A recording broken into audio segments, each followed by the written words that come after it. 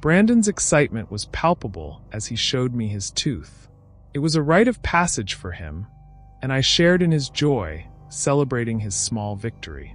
He had been eagerly waiting for this moment, and now that it had arrived, he was practically glowing with pride. The tooth was perfectly intact, a testament to his eagerness to reach this milestone. As I examined the tooth, I couldn't help but notice how it seemed unusually bright. It almost had a slight shimmer, but I brushed it off as a trick of the light. My focus was on Brandon's beaming face and his animated chatter about the Tooth Fairy. He was already planning how he would show his friends the next day, eager to share his excitement. I remember feeling a mix of nostalgia and amusement, thinking about how quickly he was growing up. It was a significant moment for him, and I wanted to make it special. We talked about the Tooth Fairy and how she would visit during the night, exchanging his tooth for a small reward. His imagination was running wild with possibilities, and his enthusiasm was infectious. As he went to bed, his excitement didn't wane.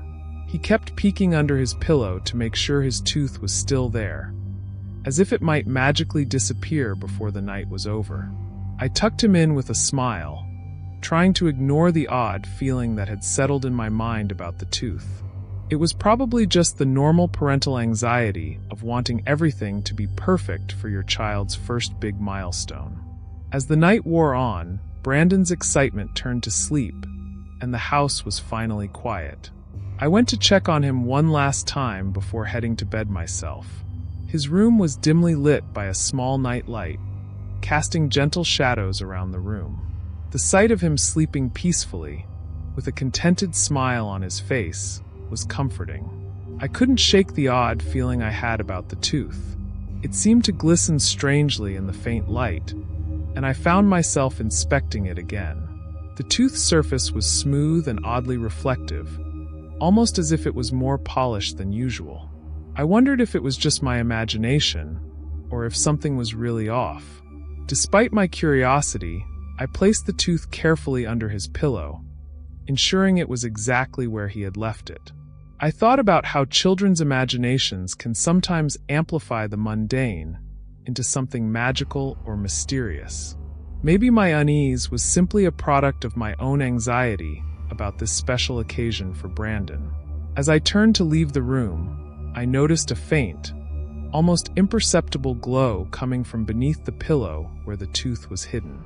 I blinked and rubbed my eyes, convinced it was just the lighting or perhaps a reflection from the night light. Still, the subtle glow left me feeling uneasy.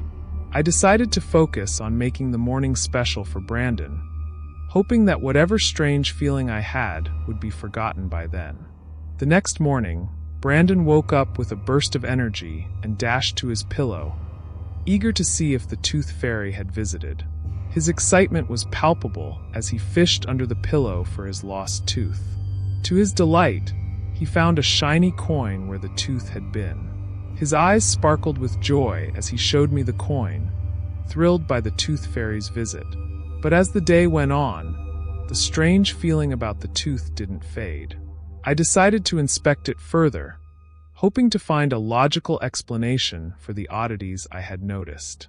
I retrieved the tooth from where I had hidden it, but it wasn't where I had left it. Instead, it was lying on my bedside table, as if it had moved on its own. The tooth still had that peculiar sheen, but now it seemed even more pronounced. It almost looked like it was radiating a faint light. I examined it closely, turning it over in my hand. It was still the same size, but there was something undeniably unusual about it. The surface was flawless, but the light it seemed to emit was unsettling. I tried to dismiss my growing anxiety by attributing it to my own overactive imagination. Perhaps the excitement of the night had made me more sensitive to minor details. However, I couldn't ignore the gnawing feeling that there was something more to the tooth than just a simple lost baby tooth. Throughout the day, I kept the tooth hidden away, hoping to put my concerns to rest. But the sense of unease persisted, lingering in the back of my mind. I couldn't shake the feeling that the tooth was somehow connected to something beyond the ordinary. As the days passed, the strange occurrences surrounding Brandon's tooth only intensified. I couldn't ignore the uneasy feeling that had settled in my mind. I decided to keep a closer eye on the tooth, hoping to uncover any explanation for its odd behavior. I placed it in a small box and kept it in a drawer, away from view. Strange things began happening around the house. Small objects seemed to shift positions on their own, and I started hearing faint, unexplainable noises at night. The tooth, though securely stored away, seemed to be at the center of these disturbances. It was as if it had an invisible influence on the environment, unsettling and mysterious. Brandon continued to talk excitedly about his lost tooth, oblivious to the growing strangeness. His joy at having received a coin from the Tooth Fairy was undiminished, and he eagerly shared his story with anyone who would listen.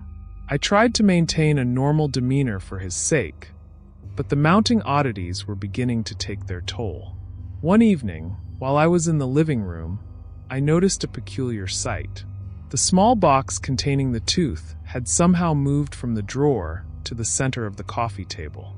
I was certain I had put it away, and the sudden appearance of the box on the table was both puzzling and unsettling. That night, I decided to investigate further.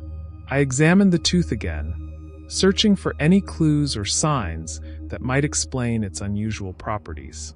The glowing sheen had become even more pronounced, and as I held it up to the light, I noticed faint markings on its surface, almost like inscriptions or symbols that hadn't been visible before.